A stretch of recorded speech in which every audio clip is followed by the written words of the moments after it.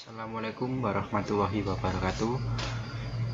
Saya Muhammad Nur Wahyudi akan mempresentasikan tentang aliran humanistik dan implikasinya terhadap pendidikan. Yang pertama adalah definisi aliran humanistik dan implikasinya terhadap pendidikan. Humanistik adalah suatu teori dalam pelajaran yang mengedepankan bagaimana memanusiakan manusia serta peserta didik mampu membanggakan potensi dirinya. Dalam teori belajar humanistik, proses belajar harus berhulu dan bermuara pada manusia itu sendiri. Meskipun teori ini sangat menekankan pentingnya isi dari proses belajar dalam keadaan yang ideal daripada belajar seperti apa adanya. Seperti apa yang bisa kita amati dalam dunia keseharian, teori maupun dapat dimanfaatkan asal tujuannya untuk memanusiakan manusia atau mencapai aktualisasi diri dan sebagainya dapat tercapai. Kemudian hakikat aliran humanistik. Yang pertama adalah pembelajaran humanistik memandang siswa sebagai subjek yang bebas untuk menentukan arah hidupnya.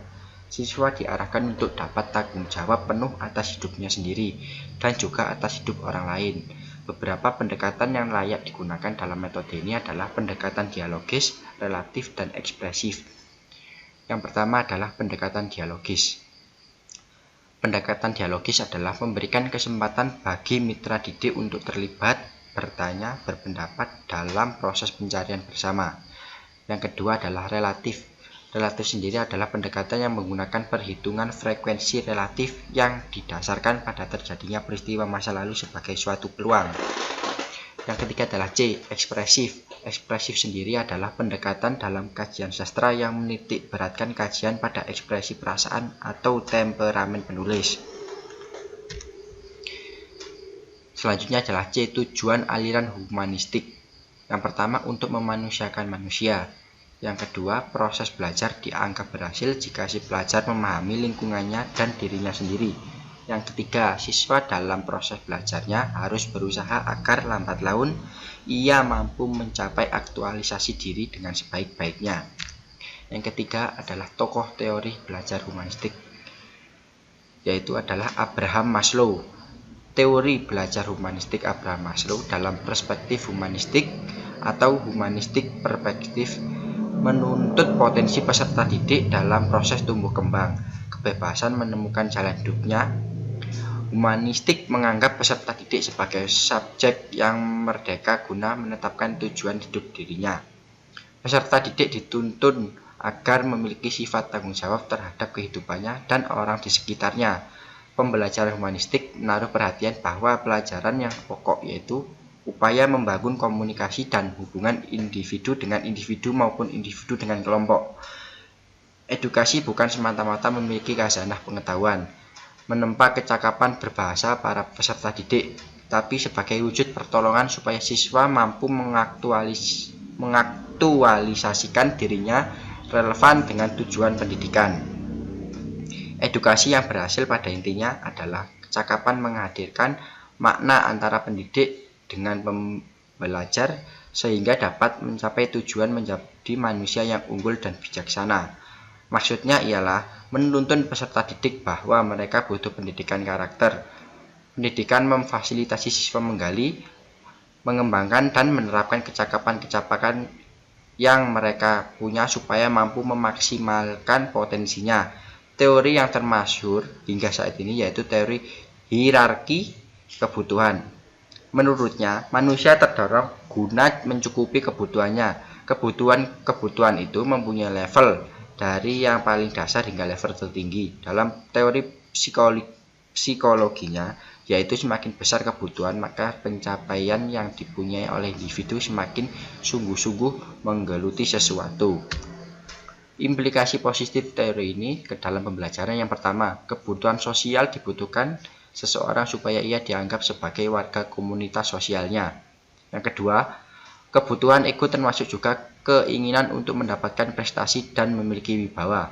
Yang ketiga, kebutuhan aktualisasi merupakan kebutuhan untuk menunjukkan dan membuktikan dirinya pada orang lain.